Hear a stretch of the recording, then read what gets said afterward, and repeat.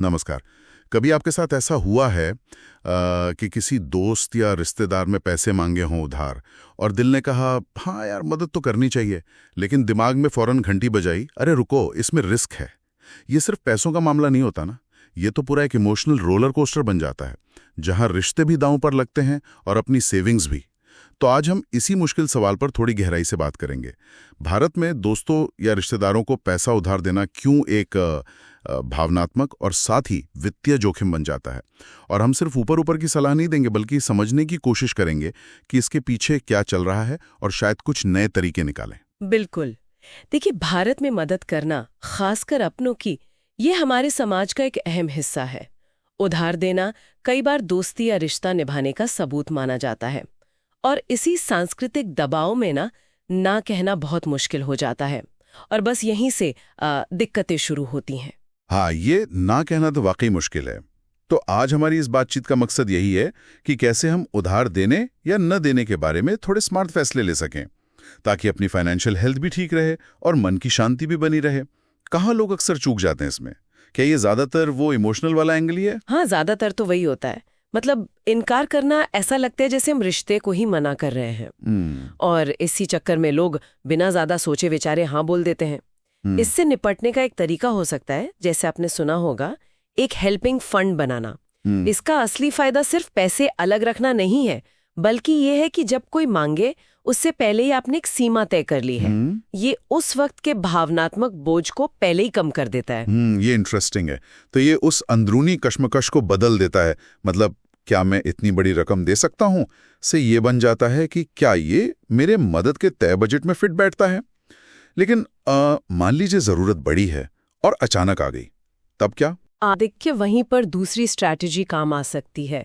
कभी कभी ऐसा होता है कि बड़ी रकम उधार देने के बजाय एक छोटी रकम उसे आप तोहफे की तरह दे दें। शायद वो ज्यादा समझदारी भरा हो। ये सामने वाले की जरूरत को भी एक तरह से मान लेता है, लेकिन आपको पैसे वापस आने के तनाव और उस संभावित झगड़े से बचा लेता है। आप उतना ही दें जितना आप वाकई गंवा सकते हैं, बिना किसी मलाल के।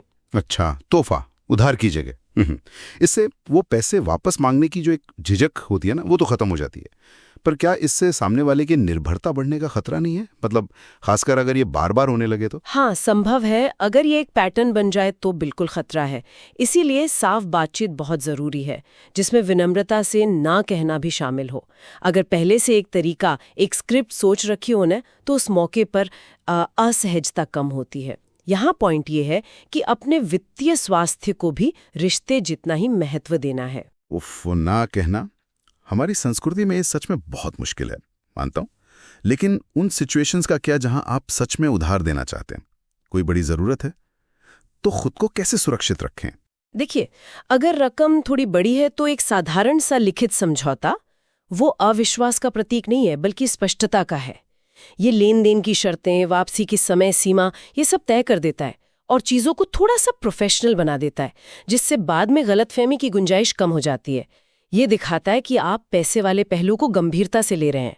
लेकिन दोस्तों या परिवार के बीच में ये लिखना पढ़ना, कागजी कार्रवाई, क्या ये थोड़ा ज्यादा रूखा या जरूरत से ज्यादा फॉर्मल नहीं लगता? लोग हिचकते हैं इसमें। हाँ, शुरू में लग सकता है, बिल्कुल लग सकता है। लेकिन इसे इस तरह से पेश करना कि ये दोनों पार्टियों के लिए चीजों को साफ रखने का एक तरीका है, ये शायद मदद कर सकता है। और एक बात और याद रखें, मदद हमेशा पैसों की ही हो ये जरूरी तो नहीं।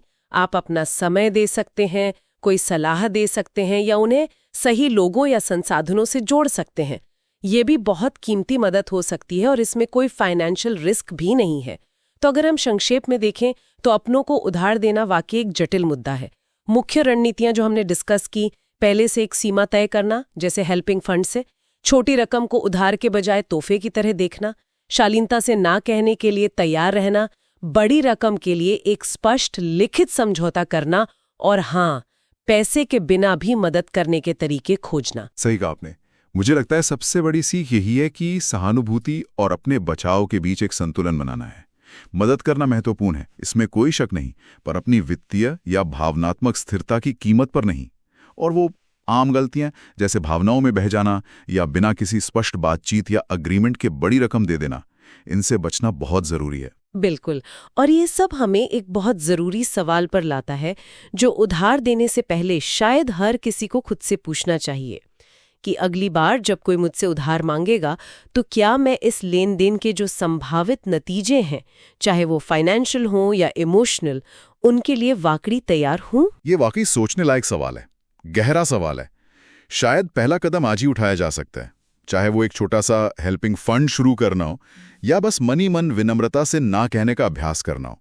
कभी कभी अपने मन की शांति शायद सबसे अहम निवेश होती है, नहीं? और हाँ, अगर आप हमारे इस काम का समर्थन करना चाहते हैं तो डिस्क्रिप्शन में एक यूपीआई लिंक दिया गया है, आप उसके जरिए हमें सपोर्ट कर सकते हैं। आपका छोटा सा सहयोग भी हमें ऐसी और चर्चाएं आप तक लाने में मदद करेगा।